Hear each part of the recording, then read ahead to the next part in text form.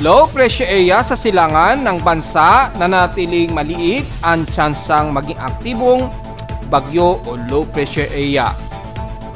Pero epekto sa paghatak sa habagat magdudulot ng mas malawakang pag-ulan sa iba't ibang bahagi ng Luzon, South Luzon at kalurang bahagi ng Visayas at Mindanao.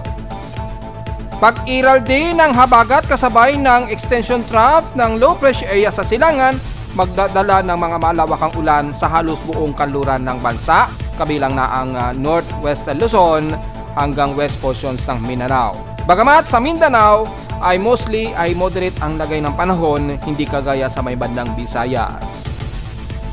At mananatiling 1 hanggang 4 na posibleng bagyo na mabuo o low pressure area na mabubuo sa loob ng Philippine Area of Responsibility ngayong month of September tatalakayin.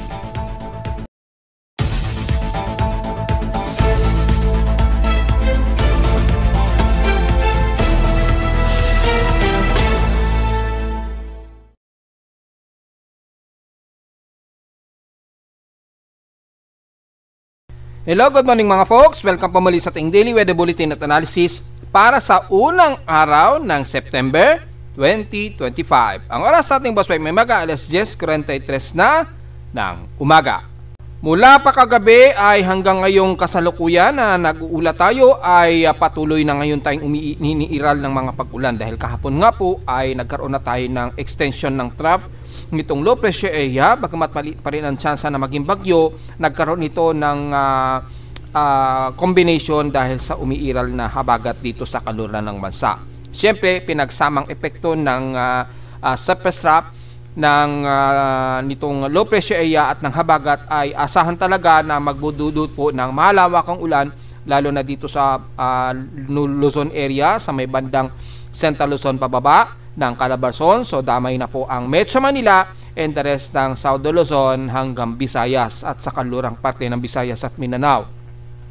Bahagyang nagmo-moderate sa may bandang silangan ng Mindanao dahil yung low pressure area kasi masyado na siyang mataas. Yung elevation ng monsoon trough dito sa may bandang kanluran ay medyo mataas ang elevation niya kumpara sa may bandang silangan ng Mindanao. So hindi masyado nagpapang-abot sa may Mindanao. Bagamat medyo hindi nagpapang-abot, asahan pa rin ang mga isolated cases of rain shower sa may bandang Mindanao po ha. Expected pa rin ang medyo hot humid dyan sa may bandang silangang bayin-bayin ng Mindanao. Anyway, sa bante-bante ng Luzon nga po, base sa ating Doppler radar imagery ay malawakan po ang water vapor na naglalaro between 10 to 20 millimeters ang accumulated estimation ng rainfall. So expected natin na tuloy-tuloy po ang mga pag-ulan kabilang na dito nga po sa Metro Manila. Sa ngayon, ang inuulan ang ilang bahagi ng Angeles, Pampanga at ilang parte ng Central Luzon at dyan sa may parteng Bulacan hanggang dito sa may bandang Quezon City at Caloocan hanggang Valenzuela. Although may mga gloomy pa rin o water vapors ilang parte ng City of Manila hanggang bandang Parañaque at ilang parte ng Calabarzon area, ay ang mataas na water vapor sa ngayon ay dito sa may bandang Caloocan, pagitan bandang Quezon City at Norte na. At sa may silangan naman mula Quezon Province, patuloy pa rin ang malawakang pag-ulan dahil mataas pa rin ang water vapor dyan. Pumapalo ng more than 20 to 30 mm ang ulan. Ayan, so ingat po sa mga pagbaha, kabilang na ang Bicol region na mataas din ang accumulated estimated rainfall.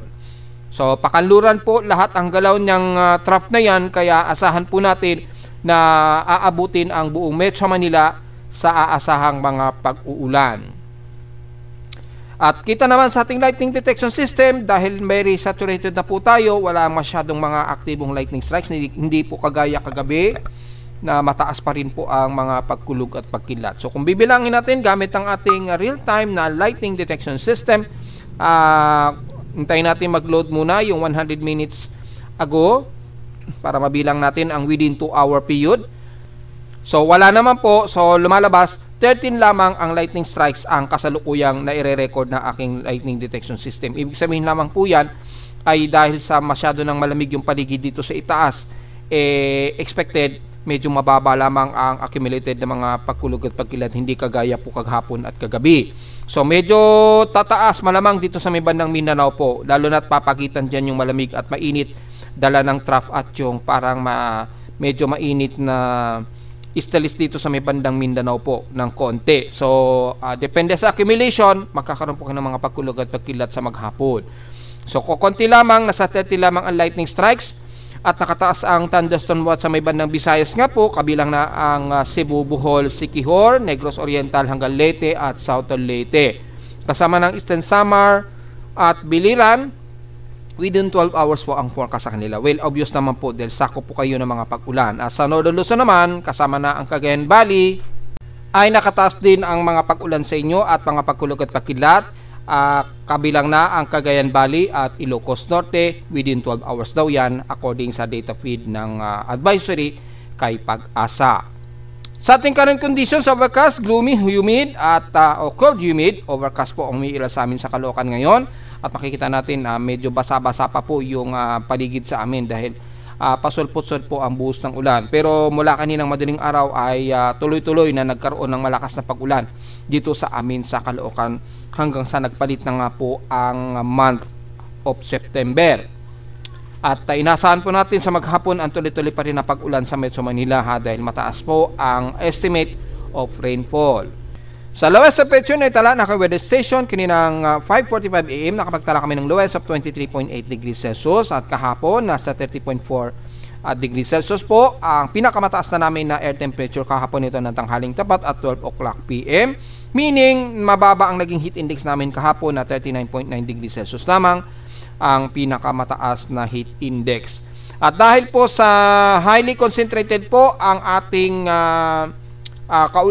himpapawid ngayon, asahan mababa ang halos heat index sa buong bansa. Dahil kita naman sa satellite imagery, maging sa katimugang parte, mababa rin ang heat index. At natatakpan ng buong kaulapan. So expected mababa pong heat index natin. So hindi muna tayo magre-report tungkol dyan. Dahil maulan po talaga ang halos 70% ng buong bansa.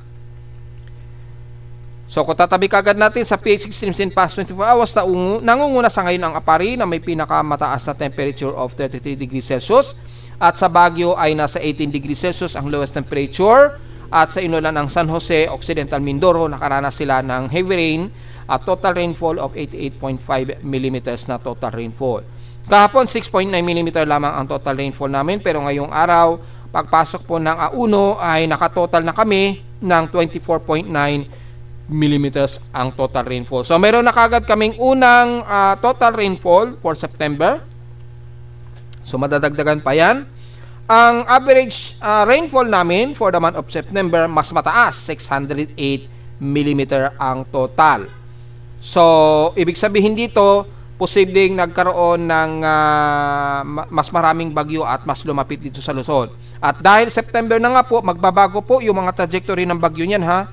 At makikita natin mas focus na ngayon kabilang na ang Bicol region yan at bandang Eastern Visayas. Yung mga trajectory ng bagyo, mga ganyan na ang mga trajectory niyan. So most likely pa northwest o west-northwest part pa rin ang asahan na mga trajectory ng bagyo, which is tatalakayin natin yan mayimiyang konti. Sa ating outside humidity, 96%. So napakataas ang concentration ng ating outside humid. At 0% ang wala itong pinagbago since last hour. At ang ating barometric pressure mababa po, 1,006 hectopascals and steady ito since last hour. So may rason po kung bakit tuloy-tuloy po ang pag-ulan natin dahil mababa ang ating atmospheric pressure or may low pressure area tayo malapit. Natiling moderate ang ating air quality, so magmas pa rin po tayo na 69 ang ating air quality index pa rin. Moderate po ito, so mataas pa rin yung ating air pollution. Wala nung isang araw dahil maghapon halos unhealthy. So magmas na lamang po sa mga sensitibong mga baga at sa ating high tide low tide status. Pa-low tide pa lamang po ito, so walang magiging problema pero double check natin yung magiging alon po gamit ang ating global forecast assessment ng tropical cyclone dun sa significant wave height. Ayan, kung mapapansin ninyo, hindi naman ganun katindi ang lakas ng alon natin. However, yung mga gale force winds mula sa Timog Kanluran at silangang bahay-bayin ng Southeastern Luzon at Visayas, medyo malakas po ang bugso ng hangin dyan dahil yung monsoon trap nitong low pressure area medyo nag-accumulate pa rin ng malakas na hangin. So, ingat pa rin po sa mga papalaot ngayong araw dahil despite na wala tayong alon ay maaring magkaroon ng swelling bunsod po ng mga gale force winds po. So ingat pa rin sa mga maliliit nating mangingisda mga folks. Sa ating almanak, sumikat ang haring araw kaninang 5:44 AM at inasang lulubog ito mamayang 6:08 PM. Mga ating warning gibos na po na liwanag ng buwan, 59% illuminated na po ito. So mamaya-maya pa po ito mag-moonrise, mamayang 12:59 ng tanghali o mag-aalauna. At lulubog na ito bukas na ng hating gabi. Mga 12:17 AM naman ito ng madaling araw na. Yan. So at sa ating local weather outlook para ngayong Lunes, unang Lunes at Martes ng September, inaasahan po natin na magiging maulap tayo at very gloomy ang concentrated natin. So asahan natin hanggang bukas po ng Martes, maulan na may kasamang localized thunderstorms pa rin ang ating maghapon.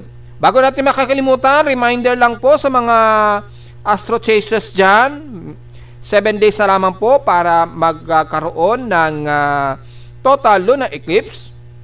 Ay pagdasal na lang natin sana ay wala tayong sama ng panahon sa 8 ng madaling araw po yan. Dahil ang oras natin sa Pilipinas yan, September 8 ng alas 2 ang simula. O pinaka-maximum peak po yan, 2:11 o 2:12 AM po yan. So mga bandang, siguro, mga 12 o bago mag-1 siguro, sana ay maganda na po yung ating himpapuwid niyan. Yung walang masyadong maulap. Sayang naman ang pagkakataon na makita ng ating mga mata actual yung total lunar eclipse dahil kitang-kita po ito sa Southeast Asia.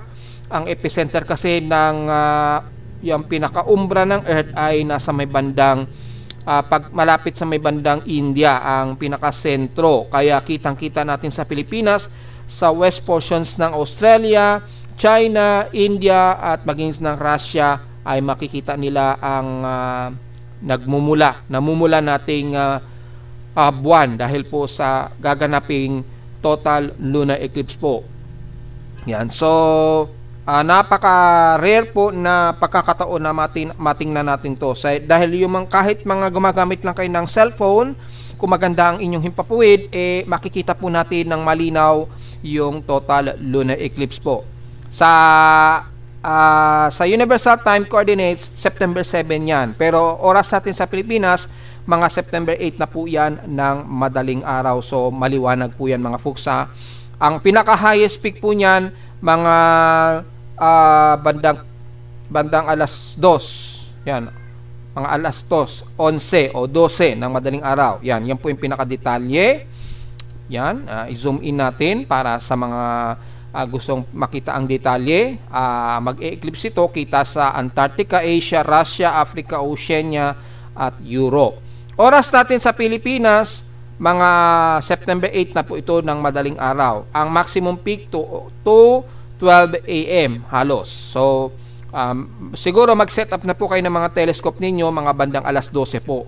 Dahil pagpasok ng mga bandang alauna, medyo papasok na po yung pinaka-outer gray zone ng umbra ng Earth. Hindi pa masyado makikita yan. Pero mga bandang papasok ng bandang mag-alas 2 na, siguro mga 1:30, medyo magbabago na po yung kulay ng unti-unti ng buwan. Magkakaroon na ng medyo light red, ganyan, medyo lighter red na makikita na ninyo yan. So, pipilitin natin na makapag-live po niyan. Sana maganda po yung ating himpapuwid dito sa Metro Manila at hindi magkaroon tayo ng sama ng panahon po. Hanggang 7. Sana lang po. Next Sunday po yan. So, baka lumalabas madaling araw yan ng susunod na Lunes ng madaling araw. Sana maganda po ang panahon natin dyan at wala tayong masyadong ulap para matanaw natin ng maganda ang total lunar eclipse. Napaka-rare lang talaga, napakakataon na makita natin ito.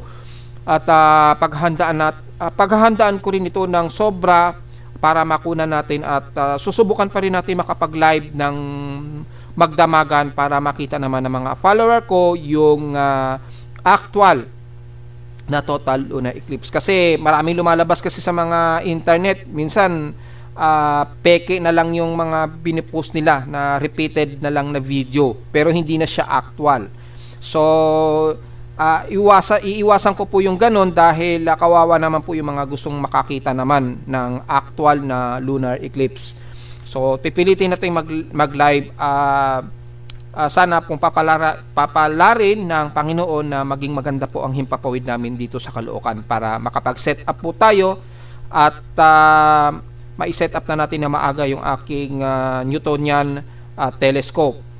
Then gagamitan kasi natin yan ng long range ng internet. So sana maganda po yung panahon sa araw na yan. So be ready na naman po mga folks ha.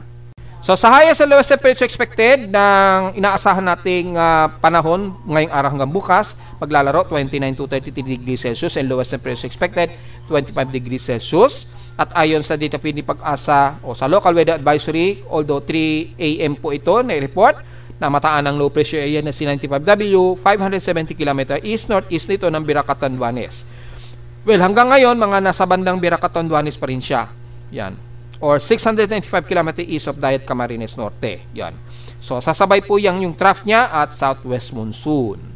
So, diretso po tayo sa ating ginagamit na satellite imaging. Makikita po natin sa infrared DNC, yung natural color. Makikita po ang napakalawak na kaulapan nito mula bandang Central Luzon, kabilang na ang buong Metro Manila, Calabarzon at Southern Luzon. Yan, malawakan po ang pag-ulan natin yan. So kung titingnan natin sa pinaka-detalye natin na mas detailed na Himawari satellite imagery, ang kasalukuyang maulap at expected ng inulan ngayon ang parte ng Isabela, bandang Ilagan, at the rest ng bandang Quirino, Aurora region mula Kasiguran, Aurora pababa na yan ng bandang General Nakar hanggang dyan sa may bandang Atimonan, Quezon, at wala din sa may bandang Kaluran, overcast at napaka-gloomy pa rin na paligid na Ilocos Norte hanggang Ilocos Sur. So kalat-kalat pa din ang mga pag-ulan ang aasahan pa rin dyan sa maghapon po. Kabilang na ang La Union at ang sentro ng Luzon, kabilang na ang Apayao, Kalinga, Mountain Province hanggang Ifugao.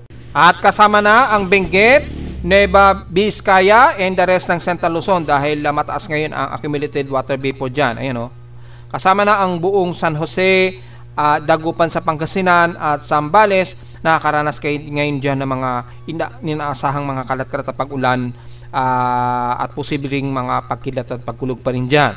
At mula sa may bandang Angeles, kasama na ang bandang Olongapo, papasok na po ito ng bandang San Fernando, Pampanga, Bulacan, hanggang Metro Manila na po yan. Very gloomy pa rin tayo dyan at asahan pa rin ang mga kalat-kalat at pag-ulan at posible pa rin ang mga pagkidlat at pagkulog. Bagamat mababa ang tsansa na ngayon ng pagkidlat dahil napakalamig na po ng saturation ng water vapor dahil mula pa kagabi ang tuloy-tuloy na pag-ulan. At mula sa babandang Laguna hanggang Rizal na po yan at paligid ng Calabarzon area ay asahan din ang kalat-kalat at pag-ulan po. So ingat po kung sakaling may mga heavy rain showers tayo dyan. Double check natin gamit ang ating heavy rain potential. Yan, mataas po ang heavy rain potential, kabilang na raw ang Metro Manila hanggang buong Calabarzon area. So buong bahagi ng Southern Luzon magiging kalat-kalat din po mga pag-ulan, posible pa rin ang mga pagbaha, kaya ingat po anytime mga folks mula Camarines Norte sa may bandang Bicol region pababa na yan hanggang Sorsogon, kasama siyempre ang Marinduque, Romblon, Masbate at Burias Island at Mimaropa area na kung saan ay malakas po ang concentration dyan ng habagat, kaya asahan ang mga posible pa ring pagbaha at wag sana magkaroon ng pagguho ng lupa at pagguho din ng mga dike o yung mga ginawang mga flood control dahil napabalitaan natin may mga kagagawa lamang sa loob lamang ng 2 taon nasira na kaagad dahil sa paglakas po daw ng buhos ng ulan. So mahina po yung pundasyon ng dike nila kasi lumalabas sa mga report ay mahina ang pundasyon ng walang pinaka-piling. Hindi nila nilalagyan ng parang piling sa loob. So nagmukhang espasol daw yung pagkakagawa kaya madali kaagad masira. So kasama na Occidental Mindoro at buong Palawan sa makakaranas ng malawak ang pag-ulan, bunsod pa rin ng malawak na ito ng habagat o southwest monsoon na umiiral ngayon mula sa timog kanluran natin. Ayan. Yan. Doon sa Hilaga kasi folks ay papaliwanag din natin yung merong umiiral po na northwesterly surface wind flow po. Northwesterly surface wind po dito po nanggagaling. Gumaganyan po siya. Yung northwesterlies, yung jet stream ng northwesterlies po ay isa sa factor po na naghihinder sa anumang tropical cyclone na lumapit dito ngayon. Medyo malakas po yung ating northwesterlies dito. Hindi po ito amihan na northwesterly surface wind flow lamang ito. Ito yung parang drier na medyo hotter air na nanggagaling dito sa may bandang China. Well, anong basehan natin dyan? Mula sa ating graphs and records, kung babalikan natin sa ating station all-time records, mapapansin nyo po pag unang pasok po ng ating wind direction. Yan, yung wind direction po, ayan, yung daily detail natin for the whole month of August ay umiiral po yung northwest o west-northwest po. May pag-iral po na northwesterlies sa surface wind flow. Nagsasabay siya sa habagat kasi may southwest monsoon po tayo at kasabay din na may umiiral tayo na northwest surface wind flow po. Yan po yung dahilan kaya medyo nagkakaroon ng malikot agalaw ng ating weather pattern dito sa Hilaga. At dahil sa nagkakaroon ng medyo magulo, yung medyo erratic ang galaw ng ating weather pattern sa Hilaga o Northern Hemisphere, ang epekto po niyan sa mga low pressure area na na-develop, minsan naghihinder yan. Isa rin sa factor na maaring maghinder dahil maaring mag-develop ito ng high pressure area dito sa may bandang Hilagang Kanluran, especially bandang China. Yan. So, yun po ang isa sa possible scenario kung bakit napipigilan minsan ang pagbuo ng mga bagyo. Dito, mataas po yung ating northwesterly wind flow dito. Yan. Hindi po yan amihan kasi ang hamihan usually nanggagaling ng Siberia. So, pag galing ng Siberia, usually dito yan. Gumadaan dito yan. Pag ganyan. Yan yung galaw ng habagat. Tinatawag na northeasterly surface wind flow naman. Northeasterlies. Yan. Minsan dadaan ng bandang Korea at Japan. Then, kikilos ito patimog kanluran. Yan ang galaw ng amihan. Northeasterly surface wind flow po tawag dyan. O yung mostly cold front na. Pero dito, bandang China po, minsan naglalaro po yung jet stream dito. Yan. Hanggang dito sa may bandang Thailand or ng Vietnam, yung hangin, gumaganyan po yan dito. Tawag dyan northwesterly surface wind flow. Malamang hindi pa nababanggit yan ng mga meteorologists, pero on the time, maobserbahan nila po yan. Importante kasi ang weather station, tapos yung pinaka-historical ng weather station ng wind vane. Sa wind vane po, malalaman po yung genesis ng galaw ng hangin. Makikita po yung patterns ng genesis niyan kapag gagamit po kayo ng wind vane. Then, pag ni-record nyo yan sa loob ng isang buwan, malalaman nyo po kung mataas po ang daloy o yung daloy ng hangin sa isang lugar. Example na lamang yung northwesterly surface wind flow dito. Kaya kung makikita nyo po yung galaw ng kaulapan, parang sumisirko siya, di ba? Dito pa ganyan. Yan, ganyan. So, ang tendency po niyan, lahat ng bagyo na dadaan, usually, hihilaga yan, pag ganyan, magno-northward po yung galaw ng bagyo, o low pressure area, or tataas yan, and then, biglang kakabig pa kanluran, ganyan. Na kung saan, may portion dito, yung mahina na. Kapag mayroong butas na dyan na pwedeng daanan ng low pressure area, dun po yan pupunta. Pero dito sa area na to, usually, tumataas po yung high pressure area yan. Nagkakaroon ng high pressure area dyan, bunsod po ng northwesterly surface wind flow, medyo iiwasan muna ng bagyo yan. So, ang galaw usually ng bagyo niyan o low pressure area, usually pahilaga. Which is napapansin natin sa mga recent na low pressure area dito sa silangang parte ng bansa. Mapapansin ninyo, humihilaga ang galaw niya. Kagaya na lamang ni 95W. So, malinaw yan mga folks ha. So, mula sa bandang South Luzon, kabilang na ang buong parte nga po ng Bicol region, magiging kalat-kalat po ang mga pag-ulan natin. Kitang-kita naman sa satellite imagery. Kasama na ang Visayas, overcast and very gloomy po tayo. So, hindi natin masyado isa-isahin dahil mula Panay Island, Negros region, Cebu, hanggang Eastern Samar po. Lalo na sa may bandang Northern Samar ha, nakakaranas kayo ng mga moderate and heavy rain showers dyan. Especially dito sa may bandang Lawang, Gamay, hanggang bandang Dolores po. And the rest, bagamat isolated o scattered po mula Katbalogan or bandang Borongan, Eastern Samar, pababa, expected pa rin ang mga kalat-kalat na pag-ulan at asahan din ang mga pagkilat at pagkulog. Ganun.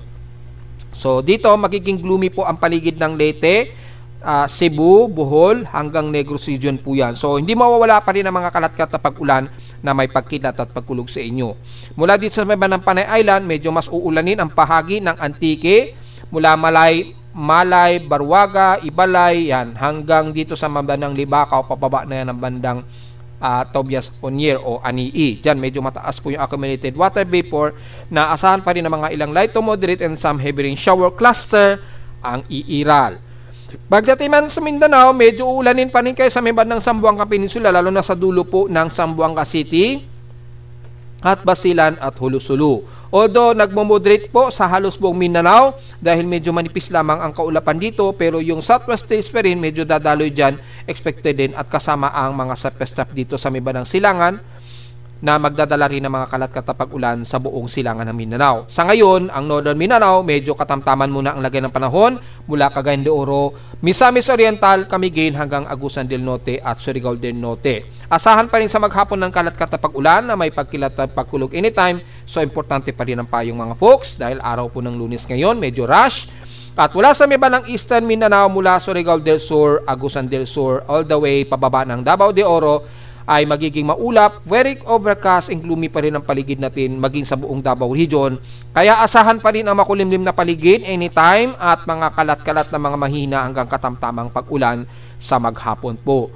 Ganon din sa buong Sorsogon, kasama na ang area ng Sarangani at General Santos and the rest ng BARM ay despite na medyo umaraw araw-araw sa inyo dyan, asahan pa rin ang mga isolated case of rain showers na mga mahihina hanggang katamtamang ulan. Mula dito sa may bandang Lanao del Norte at kasama na ang Misamis Occidental, despite na medyo nagmo-moderate po kayo dyan, overcast gloomy pa rin ang magiging maghapon ninyo, asahan pa rin ang mga isolated case of mga localized thunderstorms at mga mahihina at katamtamang pag-ulan. Dahil kung titingnan natin sa buong Pilipinas gamit ang satellite imagery, mas mataas po ang concentration ng ulan pagitan po ng Central Luzon hanggang Southern Luzon po. So damay ang Bicol Region, Metro Manila at sa buong Mimaropa area. Yan ang mataas ang concentration. Mga manaka-naka na lamang ulit sa may bandang eastern sections ng Visayas at Mindanao dahil may mga surface trough nga po tayong umiiral dyan, bunsod po na binabantay ang low pressure area na nandito na nga po sa may bandang Hilagang Silangan ng bandang Catanduanes sa siguro o Camarines Norte. Pagitan na po dyan at pahilagan na kasi ang kilos nito. So asahan pa rin ang mga surface trough dyan at monsoon trough na sasabay dito sa low pressure area na binabantayan natin. So, ingat pa rin mga folks dahil kung titingnan natin yung water vapor, malawak pa rin ang water vapor sa halos buong Southern Luzon at Visayas area. Yan, yung area na yan, more than 50 millimeters po ang accumulated water vapor niyan, kasama na ang buong Cebu at Visayas. Mataas pa rin. So, anytime, at kasabay nga po yung daloy ng habagat natin, ayan, yung daloy ng habagat, sumasabay po yung water vapor. Kaya, expected pa rin po na magkakaroon tayo ng malawakang pag-ulan ngayong unang araw po ng September. Yan, kita po sa ating CMS Doppler radar po. Yan. So, malawakan po ang kalat-kalat ng pag-ulan ang umiiral sa buong Central Luzon pababa ng Visayas area. At mula sa ating mean sea level at rainfall forecast, makikita po natin ang maulan ang halos buong Southern Luzon at Mimaropa at Visayas area, lalo na sa may bandang norte nito o pagitan. Moderate to heavy rain showers daw ang naka-forecast ngayong umaga. Magkakaroon pa niya mga ilang light to moderate ang bandang Calabarzon at Metro Manila, kasabay na ang ilang parte ng Zambales sa may bandang Olongapo at Bataan at ilang bahagi nga po dyan sa may bandang Central Luzon. And the rest naman, bagamat mga mahihinat katamtaman ang naka-forecast lalo na sa may bandang Mindanao pa rin. So medyo may mga water vapor pa rin at bandang alas 2 po, hanggang alas 2 po yan 8 o'clock hanggang 2 o'clock po yan mamayang hapon. At mula naman mamayang 2 o'clock PM po, unang araw po ito ng September, ayan, makikita nyo po yan sa taas, yung latest. Makikita po ang kalat-kalat na po ang mga pag-ulan sa buong parte ng kaluran ng Luzon hanggang Central Luzon. So damay pa rin ang Metro Manila at buong Mimaropa. Southern Luzon po, damay po sa mga malawakan na may mga moderate and heavy rain showers hanggang Visayas area. Yan malawak po. So medyo ingat po, lalo na mamayang hapon. Makakaranas daw po tayo ng mga moderate and heavy rain showers pa rin sa maghapon. At makikita nyo po yung pattern ng habagat. Grabe po ang pagtawid sa ating habagat. At na-amplify pa ng low pressure area dito sa may bandang Silangan. Kaya tuloy-tuloy po tayo makakaranas ng malawakang pag-ulan. Yan, kitang-kita po yung epekto ng habagat. Sa may Mindanao, although isolated case of rain showers, pero dito at least medyo manipis lamang ang water vapor sa kanila. So, uulanin man sa may bandang Mindanao o ilang parte ng katimugan ng Visayas, mga moderate, light to moderate naman at mga scattered po at isolated rain showers ang naka-forecast. Ang mas matindi lamang talaga uulanin mula Metro Manila, Bicol Region, hanggang ilang bahagi nga po ng Visayas. Ayun, sakop po.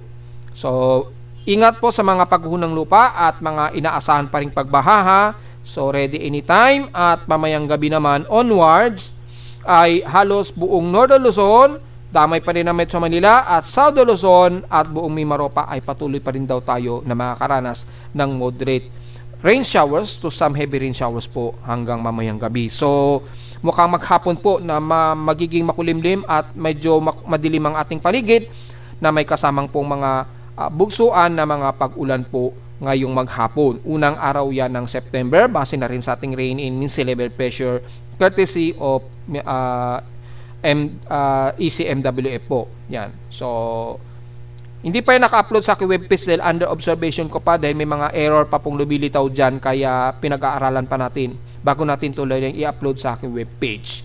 So, yan po yung forecast natin maghapon na. Maulan po ang ating magiging maghapon mga folks. So, diretso agad tayo sa ating ginagamit na computer-generated tropical cyclone sector. Although, nagbago naman ang forecast nitong si 95W at mas lumiit po yung posibilidad nito na maging aktibong bagyo. Well, ipapaliwanag natin kung ano nga po ang dahilan. Una, titingnan muna natin yung status ni 95W nga po na natiling 28 km per hour pa rin yung kanyang bugso at mabilis po yung pagkilos niya. Pa-northwestward na ngayon ang kilos niya. Pero mapapansin niyo, very erratic, di ba? Kahapon sinabi ko na nga po. Erratic yung galaw niya dahil aabante siya, bigla siyang aatras.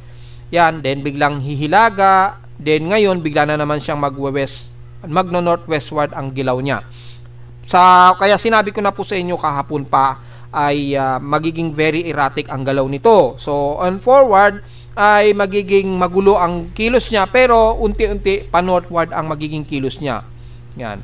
Kung hindi man medyo parang pasuray-suray ang galaw niya pero medyo pahilaga pa rin ang kilos niya.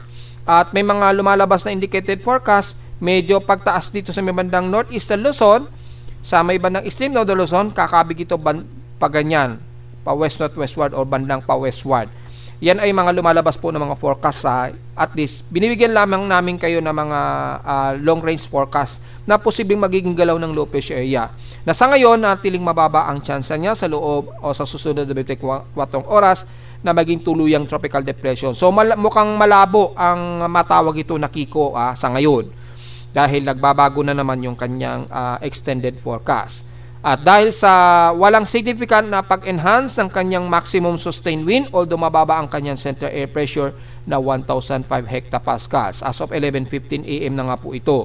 Yan, wala pa rin tayo nakikita at napakabilis na ng kilos niya pa northwestward po. So, baka mo buong maghapon, baka nandiyan na yan sa may bandang extreme northern Luzon, sa silangan ng Baybayin. At maaari pa itong humilagan ng tuluyan at kikilos bandang Pakanluran. Well, tingnan po natin yung magiging kilos pa rin niya within 48-hour period. At yung dahilan kung bakit medyo naghihinder ito lumapit ng bandang Northern Luzon sa kalupaan na ipalawan nga natin kanina. Meron po kasing umiiral dito na northwesterly surface wind flow. Ito ay hindi amihan kasi ang cold front lumalabas dito sa may bandang Siberia. Pero dito sa may bandang China or Eastern China ay merong vortex of jet stream dito, yung medyo warmer na hangin. Yan, dala po yan ay medyo warmer na hangin at naghihinder ito at nag-generate ito ng medyo high pressure area. Nagiging dry kasi yung paligid dito sa may bandang China at may kasama pong malakas na bugso ng hangin dyan. At dahil po sa merong umiiral dito na northwesterly surface wind flow o yung dry air, ang nangyayari po tuloy sa mga low pressure area sa may bandang silangan dagat Pasipiko, either humihilaga ang kilos niya and then hahanap ito ng boundary na kung saan pwede niyang lapitan ay maaari pa itong kumilos pa kanluran pa ganyan. Yan. Kasi nandito po yung daloy ng northwesterlies at yung habagat nandito po. Kung mapapansin niyo yung pattern ng kaulapan sa ibaba sa timog kanluran, nandito po yung galaw ng ating habagat, yung southwest monsoon. Kaya mapapansin niyo ang bandang dulo ng Batanes Group of Island at bandang dulo po ng Cagayan o Apari, medyo katamtaman ang lagay ng panahon sa kanila. At medyo umaaraw-araw po sa kanila. Diyan yung boundary kasi dyan, nandyan yung daloy ng northwesterlies, southwest wind flow. Yan. Para siyang monsoon din, mga monsoon wind din, pero rarely cases nagkakaroon tayo ng jet stream ng northwesterlies, southwest wind flow. Hindi pa po yan amihan dahil yung amihan natin usually nanggagaling yan northeast. Yung tinatawag natin na northeasterlies, southwest wind flow. Yun po yung malamig na hangin. Nanggagaling kasi yan dito sa itaas, bandang Siberia. Dadaan minsan yan ng bandang South Korea and then bigla itong babalandra rito. Ulitin natin manggagaling ang amihan natin kasi dito pag ganyan. Ayan. Yan. Dumadaloy pababayan pag ganyan. Yan. Ganyan ang galaw ng northeasterly southwest wind flow. Diyan nabubuo po yung tinatawag natin na cold front na po. Nagkakaroon na tayo ng cold front dyan o yung frontal system na. Dala po ng salubungan po ng mainit at yung malamig dito at mainit na hangin dito sa may bandang silangang dagat Pasipiko. At nagkakaroon po dito ng tinatawag na frontal system na. Yan, magkakaroon ng frontal system. Usually, mga bandang October siguro natin mararamdaman yan. O tingnan natin, or bandang katapusan ng September, medyo mararamdaman na natin yan unti-unti. Dahil ay under transitioning pa rin tayo pagdating po ng mga kalagitnaan ng September. Dahil ngayong September po kasi, actually, sa Northern Hemisphere ay autumn season po yan. Napasok po yung autumn season at dahil autumn season, malakas po ang daloy usually ng northwesterly trade wind o southwest wind flow dito. Kaya tinatawag sa atin taglagas, di ba? Yan. Pero sa panahon ngayon sa atin sa tropical country gaya ng Pilipinas, hindi natin masyado ramdam ang autumn season. Dahil ang portion lang dito sa may bandang China or most of Northern Hemisphere ang nakakaramdam ng autumn season, yung taglagas nga po na tinatawag. So, mararamdaman natin yung daloy po ng hot warm air nang gagaling po yan dito sa bandang China, hindi po dito sa may bandang Japan Again, inuulit-ulit natin para maintindihan. Baka sabihin kasi hindi pa naman tayo tag-amihan. Hindi po ito amihan or frontal system or cold front na ma-generate dahil nga po medyo hot dryer pa po o warmer pa po ang hangin na nanggagaling dito na tinatawag nating northwesterly southwest wind flow. Kapag kaganyan, medyo nagiging erratic ang galaw ng low pressure area sa silangan. Ano man ang mabubuo na bagyo o low pressure, medyo nagkakaroon yan ng hinder sa paglapit nito sa kalupaan ng ating bansa. So, yun po yung paliwanag natin at makikita natin na natiling mababa ang chance nitong C95W mag-isang ganap na bagyo. Yan. Si ano nga pala, nalusaw na ng tuluyan yung bagyo dito. Si dating bagyong Jacinto, yung Nongfa in international name. Yan, inalis na sa aking tropical cyclone sector at wala na tayong bagong forecast na ensemble, although under monitoring na siya o under watch itong C95W na nanatiling 20 to 40% ang tsansa niya. So, natiling maliit ang tsansa niya na maging ganap na bagyo sa susunod na 24 oras pa rin. So, under monitoring pa rin talaga mga folks. Ngayon kung kakamustahin naman natin ang ating Tropical Cyclone Assessment Monitoring mula sa mga computer models, makikita po dito, mapapansin ninyo si 95W ay medyo hihilaga siya and then bigla itong babalandra, kikilos pa west-northwestward or pa westward pagsapit dito. Kung mapapansin ninyo dito, nagkakaroon ng high pressure area, ayun di ba? Mapapansin ninyo, ang forecast duration nito hanggang September 5 or 6. So hanggang September, at least mga September 4 o 6, ang forecast duration nito, kung makikita nyo mga folks, ang galaw ni 95W lumalabas, hihilaga muna siya, then bigla itong kakabig pakanluran. Kailan ba to kakabig pakanluran? Kung i-rewind natin, yan, pagsapit ng bandang September 4 or 5, bigla itong kakabig pakanluran, ayun, or pa northwestward, palapit ng bandang Taiwan. Kasi yung northwesterly southwest wind flow, banda rito kasi yan, andyan, yung daloy niyan. Yan. Medyo ganyan. So medyo may butas dito, so nakakalusot pa rin yung low pressure area na lumapit pa kanluran. Pero dito malabo dahil malakas po yung salubungan dyan ng habagat at yung northwesterly surface wind flow po. Tapos nagkakaroon pa ng high pressure area dito sa may bandang southeast ng Japan. So medyo nagkakaroon tuloy ng erratic sa galaw ng anumang low pressure area at hindi niya magawang mag-intensify or mag-organize. Yan. Kaya mapapansin niyo. Yan ay kay GFS at kay ECMWF, mapapansin niyo na natiling surface trap lang ang development nitong C95W. Ito, very erratic din ang galaw niya kaya hindi pa rin talaga natin mapinpoint ang eksaktong galaw niya. Pero as time goes by po, mapapansin natin pahilaga pa rin ang kilos niya. Kay NABGEM naman ay walang latest output si NABGEM. So ito late forecast na po ito. Ang huling report niya is August 29. So walang latest report si NABGEM. Pero kay Icon ay makikita natin ganun din ang galaw ni 95W. May hihilaga ang kilos niya. Yan. So panotward din ang kilos niya. Kay GEM po ay panotward din ang kilos niya. O, di ba? So malinaw lamang po na mostly northward po ang kilos niya dahil yung ating yung daloy po ng hangin dito sa northwest o west-northwest surface wind, medyo malakas po yung daloy sa kanya. Kaya medyo umiiwas muna yung bagyo o naitutulak palayo yung bagyo. At mula naman sa ating global spectral model ay makikita natin ang daloy o galaw din ni 95W. No northward muna siya. So starting ngayong araw hanggang September 4, magno-northward muna siya. And then pagdating ng between September 4 to September 5, bigla itong kakabig pa northwestward. So malinaw dito ay pahilagas hanggang September 4, then between September 4 to September 5, bigla itong kakabig pa west-northwestward patungo dito sa may bandang Eastern Taiwan, yung sentro ng low pressure area. At patuloy na makapaghatak pa rin sa ating habagat kaya tuloy-tuloy pa rin talaga tayo na makakaranas ng pag-ulan sa anumang lugar sa bansa. Lalo na dito sa Central Luzon hanggang South Luzon at Visayas area. Yan yung concentration po. Papapansin niyo ang Mindanao hindi gaano napapag-abutan. Kaya dito sa may bandang Mindanao, especially Davao Region at eastern portions ng Mindanao, kalimitan ay moderate ang lagay ng panahon sa kanila. Pero patuloy pa rin na gloomy at maulap ang magiging paligid po. Dahil may accumulated po tayo na nag-accumulate pa rin yung kaulapan dyan dahil sa patuloy na daloy po ng habagat dito. Yan. Pero walang nakikitaan na lalakas itong C95W. So, mas lumit na po chance niya na magiging si Kiko. So mukhang sa ngayon ay natiling maliit ang tsansa. Well, obserban pa rin natin siya within 48-hour period kung magbagong muli ang forecast niya.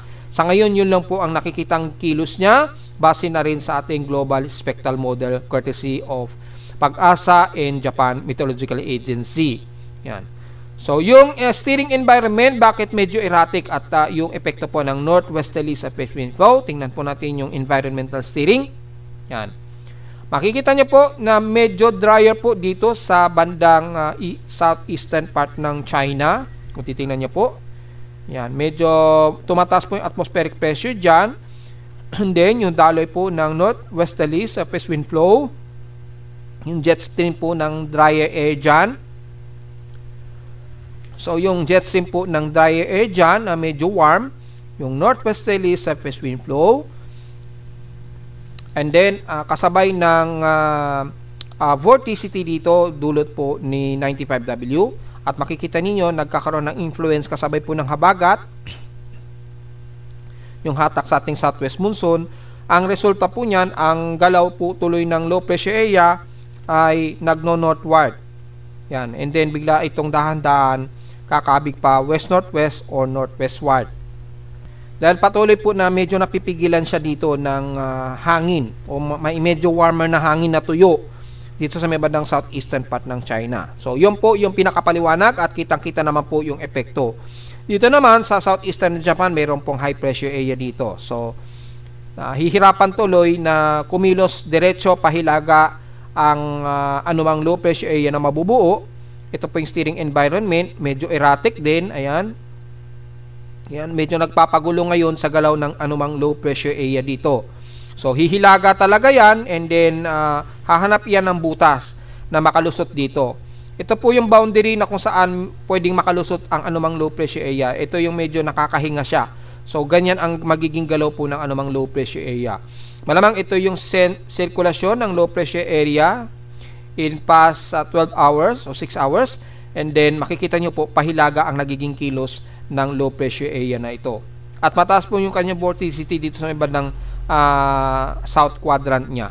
Well, yun po yung pinaka-easiest explanation po kung bakit ganun na lamang ang behavior ng low pressure area. At sa ating West Pacific Basin, kung makikita ninyo, ay natiling around 20% na to 25% na lamang yung kanyang possible development in the next 24 hours. So hanggang sa magiging susunod na 24 oras, naglalaro lamang sa at least hanggang 25% ang probability na ito ay magiging tropical cyclone o lubusang magiging isang ganap na bagyo talaga siya. So mapapansin natin lumiit po. Ayun o, kung yung vorticity niya medyo naghindered kasi nga po yung combination po ng dry air dito sa hilagang kanluran naghinder sa kanya para magkaroon ng most of organized development. Pero patuloy pa rin niyang nahahatak yung ating habagat dito. Kaya makikita niyo po yung malawakan dito na vorticity, inaabutan tuloy tayo ng mga pag-ulan po. So yun po ang ina-expect natin na forecast po ngayong araw. At mapapansin naman po natin, maging sa tropical cyclone strike probability, makikita po pa northward din ang nagiging kilos ng low pressure area na ito. Mapapansin nyo, hindi siya nag-west-northwestward. Mataas ang strike probability maging sa kanlurang parte na kung saan ay mataas po yung daloy ng habagat at hanggang 30% ang kanyang tropical cyclone strike probability. So may posibilidad na maaring magkaroon to ng shallow trough o low pressure area, depende na lamang sa generative condition nitong sepesap dito sa bandang kanluran ng bandang West Philippine Sea. Si 95W naman, makikita natin mataas ang kanyang probability hanggang 80%, pero yung pinaka-outer niya na maapektuhan kabilang na ang Metro Manila hanggang South Luzon, at least 5 to 10% lamang ang effectiveness. So yun lamang, mga pag-ulan-ulan pa rin ang medyo mararamdaman natin hanggang sa mga susunod po na araw. So until September 3 po yung forecast na yan. And then i-load natin, hopefully mag-load yung next forecast. Yan, so according dito is babalanda raw dito ng bandang southern Japan. Well, malayo doon sa lumalabas na forecast na medyo babalandra ito sa may bandang Taiwan. So papapansin pa rin natin na natiling erratic ang forecast na galaw nitong si 95W. So ang malinaw lamang sa ngayon ay maliit ang tsansa nito na maging ganap na bagyo talaga. So mukhang malabo pa natin matatawag na Kiko ito dahil walang organized development. Lumipas na po ang mahigit 50-hour period na po niya. So yun lamang po ang pinaka latest natin na report regarding sa galaw nitong C95W. Ngayon pumasok na po ang September o month of September. Ilan kaya ang bagong bagyo? Well, manatiling hanggang 4 po ang forecast na may posibilidad na may mabubuo o magkaroon tayo ng bagyo sa loob at labas ng ating Philippine Area of Responsibility ngayong month of September. Last month, ang forecast ay pag-asa hanggang 3 lamang. Hanggang 3 lang daw yung forecast na magkaroon daw tayo ng may mabubuong bagyo sa month of August. Pero nagtugma po sa forecast natin last month na 3 hanggang 4 po ang magkakaroon tayo ng mga posibleng mga low pressure area, active na low pressure area o bagyo by the month of August, which is nangyari nga po, di ba? Ang dami nating naging bagyo nung last September. Last August pala, August. So makikita po natin, umabot po sa 4 na nagsimula nga po kay Bagyong Goryo hanggang kay Isang, di ba?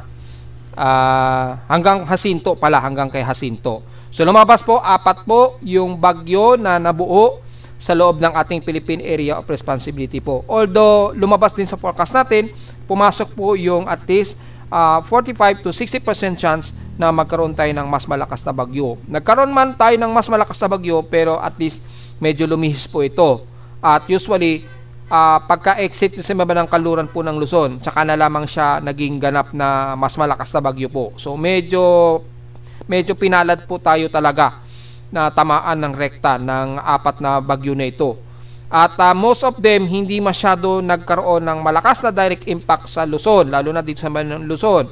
'Di ba? Ang huli na lamang si Jacinto at saka si Isang, 'di ba? Tumawid dito ng Luzon, ng landmass ng Luzon, pero at least low pressure o shallow low pressure area lamang siya hanggang severe tropical depression. Then pagkalabas niya ng bandang kaluran po ng Luzon, doon lamang sila tuluyang lumakas. At naging typhoon pa nga yung isa, di ba? O, naging typhoon pa nga nung malapit na sa may bandang Hainan, China. So, medyo pinapalad pa rin po tayo. Pero, ganun pa man, nakakalungkot isipin na hindi pa tayo tinatamaan ng mas malakas na bagyo, ay grabe na kagad ang dala naging pagbaha. Lalo na sa may bandang Metro Manila hanggang dito sa may bandang Occidental Mindoro, kasama na, at bandang Eastern Samar. Binabahan na kagad tayo at maraming mga flood control na kakagawa lang na nasira kagad. Yun nga lang ang nakakalungkot kasi hindi pa po talaga tayo niraragasan ng malakas na bagyo, ay nilulubog na kaagad tayo sa baha, lalo na dito sa Luzon. So yun nga lang po ang nakakalungkot. Ngayon, sa mga nagbabantay sa inyong lingkod, kung ilan ba ang posibleng mabuo at meron bang maglalandfall ba na malakas na bagyo? Well, i-advance na natin base sa ating report. Well, since nanatili pa rin kasi tayo na nasa neutral, wala pa tayong minor La Nina, pero nag-ascending na nadahan-dahan yung ating minor La Nina. Pero bandang October pa po yun magaganap. So, ngayon, nanatiling neutral po tayo. Ang kinuha natin ay combination na puro neutral lamang ang ating sea surface temperature. At lumabas po ay may maliit na tsansa, mayroong 25% na tsansa, mayroong posible pa rin mabuo dito sa may bandang Mindanao, dadaan ng bandang Surigao. So, nasa around 25% yan. Pero hanggang 4 na bagyo ang posibleng mabuo po sa loob ng ating Philippine Area of Responsibility. May mabubuo mga 2 o hanggang 3 sa labas ng PAR, pero hindi ito papasok ng ating Philippine Area of Responsibility. Pero sa loob ng PAR, 3 hanggang 4 pa rin daw na bagyo. At 2 rito ay posibleng malakas na bagyo, haring typhoon category o super typhoon po. O yan yan po yung latest forecast natin. Ito po yung isa, typhoon at isang super typhoon. Isang typhoon at isang super typhoon dito. Yan, ito yung huling record ng super typhoon, if not mistaken. So, either way, kung parehong typhoon lang yan or super typhoon, pero maliwanag po between typhoon to super typhoon, merong 1 hanggang 2 sa 4 na posibleng bagyo na mabubuo ngayong buwan ay rektang tatama dito sa parte pa rin ng Luzon. Ayun dito isa sa may bandang Aurora, naglandfall. Ayan bandang Aurora bilang typhoon category. Malakas yan. Siguro, Goryo siguro to. And then yung isa sa may bandang extreme northern Luzon, tumama ito bandang Makunakon.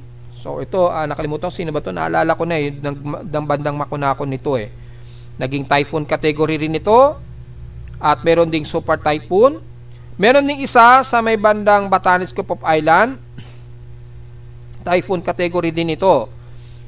Ito sa may bandang Batanes Group of Island ito tumama. Yan. Ang range po ng ating forecast na ito between 1965 to year 2000. Yun yung kinuha natin na forecast range nito. Hanggang 2000 kasi ay yan yung mga mostly years na neutral ang sea surface temperature. Yan po yung kinuha natin. At mapapansin nyo po ay malakas pa rin ang bagyo na nabubuo naturally hanggang typhoon category at maaring super typhoon o typhoon category. Mga 1 hanggang 2 po. So, ito ang medyo tututukan natin just in case 1 o 2 ang posibleng mas malakas na bagyo ang rerekta. Kung hindi man, maaring 1 o 2 na malakas na bagyo, papasok ito ng PAR pero north westward at hindi magkakaroon ng direct landfall sa anumang kalupaan ng bansa. So, yung tsansa na yan, nasa 50 to 55%, pero yung magiging malakas na bagyo, super typhoon, ganyan, o typhoon category, pumapalo po hanggang 60% ang tsansa. So, tingnan natin kung mangyayari yan dahil ito ay base lamang sa non-official natin na forecast o tropical cyclone forecast prediction natin. Yan. Yung mga tropical depression hanggang severe tropical storm usually ay dito rin sa may bandang Luzon, Babalandra or karimitan hindi tatama sa anumang kalupaan ng bansa. Halos lalapit lamang dito sa may bandang southern of Taiwan at dito sa may bandang Pahilaga. Kaya lang, may posibilidad na mas malakas ito na makakapaghatak ng husto sa ating habagat na magdadala ng malawakang ulan. So, yung magiging concern lang natin dito yung habagat pa rin. Kahit na hindi rumekta o tumama ang anumang low pressure area o malakas na bagyo. Yun. So, ang magiging concern lang talaga natin itong posibleng dalawang bagyo na to na magiging super bagyo or siguro hanggang severe tropical storm. So, either way man po yan hanggang super typhoon na may posibilidad po tayong may mamamataan ngayong buwan po. Yan o. Ito yung dalawa na ito. Ito yung suspect na to. At yung nasa 25% chance, maaring isa sa dalawang malakas na bagyo nito malamang ay baka mas mababa. Bandang Surigao po ito tatama. If I'm not mistaken, ito yung nung record nung year 2000 o 1999, if I'm not mistaken, isang malakas na bagyo ito. Halos severe tropical storm, 2 typhoon category po ito. Yan. O either hanggang tropical storm dito sa may bandang Surigao del Norte na tumama. Pero ang mas mataas, 60% nga po, at yung probability na magta-trajectory sa kalupaan ng Northern Luzon ay 60%. At malakas na bagyo po ito. So, yun po ang inaasahan natin. And the rest na mga mahina, mga tropical depression, ganyan, usually ay bandang pa-northwestward po ang galaw ng mga ito. Usually dito, ganyan. Pwede rin mag-traverse dito sa Northern Luzon, pero at least mga pwedeng tropical storm ang aabutin niya. So, yun. Ang malinaw lamang, medyo mas crucial po na tatamaan talaga ang Northern Luzon pa rin. Then, may mga ibang pagkakataon na posible dumaan dito sa may bandang Bicol region ang iba. Dahil yung forecast natin pagdating ng September, usually dumadaan din ng bandang Bicol region. So, i-explanate natin yan at isasama natin, pero yung probability kasi mababa. Base rito ha, yan, makikita nyo naman ang usually ay tumatama na malalakas dito sa bandang extreme Northern Luzon lamang. Yan. So, yun lamang po ang medyo i-prepare natin o i-ready kung sakali man itong dalawang ito na malakas ay rumekta sa anumang kalupaan ng Northern Luzon. Sana lumihis yan o hindi sundin yung forecast na ito. Papost natin yan sa Facebook page ngayong araw ha. So, intay-intay na lamang po sa ating tropical cyclone forecast prediction for the month of September. Sa Ulat Lindol, so far medyo may malakas na pagyanig nga po naganap kaninang madaling araw, mga 3:26 AM po, pero mukhang long range po ito ha. Do-double check natin yan kung dito yun sa loob ng bansa. At the rest medyo tahimik naman, mga minor earthquake to moderate ang nadedetect. Tingnan natin kung ito ay sa loob ng bansa natin, between. Double check natin, wala. Pero merong isang magnitude 4.1, naganap ito, 2:57 AM. Yan, so hindi na-detect na aking seismograph. Dito yan sa may bandang Jose Abad Santos ulit, Davao Occidental. Magnitude 4.1 po ito na may lalim na 80 km ang lalim niya. Yan. So, hindi natin nakuha yung total na bilang ng total earthquakes natin. Pero huli nating na-record ay mga nasa 948 po yung total earthquakes kahapon. Tingnan natin kung umabot ng 1,000 earthquakes. Sa ngayon, ito muna yung ina-analyze natin, yung data feed mula kay PBOX. May mga minor earthquake na kaagad, marami na kaagad. So, hindi pa naman nasa-separate yung month of August to September. So, malamang medyo hindi pa natin mabibilang ito. Then, magkahalo pa po yung month of August at September. At marami naman na kaagad ang total earthquakes. Well, titingnan po natin gamit ang ating historical earthquake data. Yan. Anyway, bago ko makalimutan, mayroon kasing malakas na teleseismic kaninang 2 26 o 27 AM. Tingnan natin kung saan lugar yan. Kung malapit dito ba yan sa atin sa Pilipinas. Ayun, meron. May na-detect na magnitude 6 sa may bandang Hindu Kush region. Ito. Kaso, oras natin sa Pilipinas yan, 3:17 AM. Dito, mga 3:26.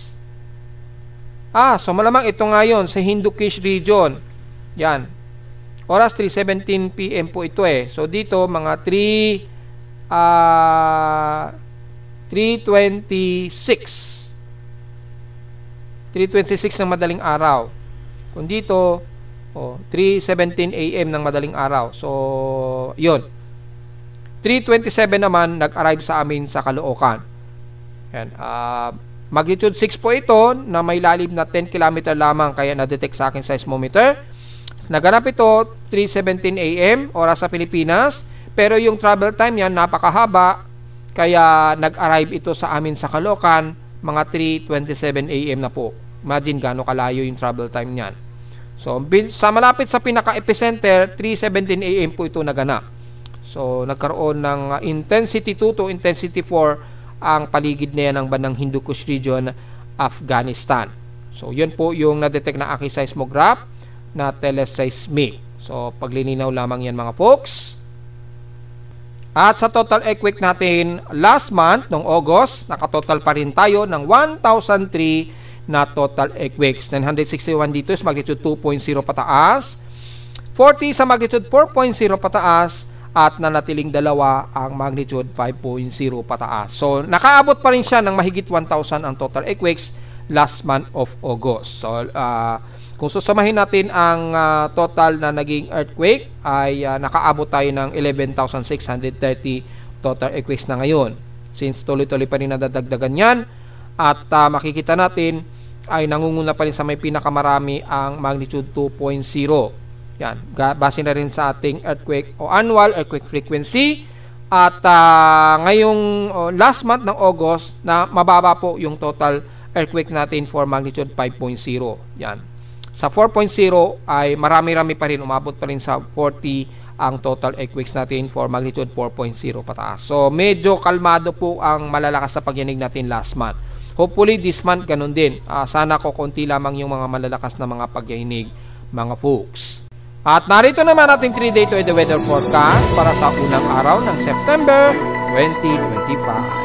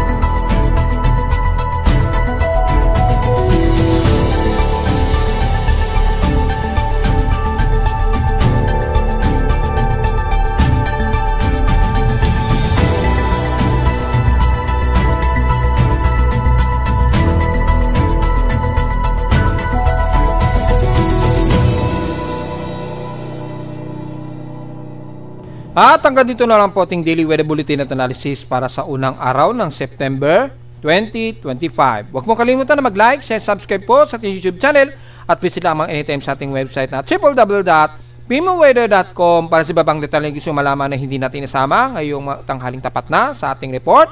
At since magdamag tayong magiging overcasting gloomy at expected ang mga biglaang buhos ng ulan pa rin, so be ready na lamang sa posibleng pagbaha pa rin ngayong maghapon. At visit lamang sa ating website sa gusto malaman pa rin pinaka-dynamic events mula sa reading ng aking aparato sa Caloocan at sa data feeds mula sa iba't ibang weather agencies.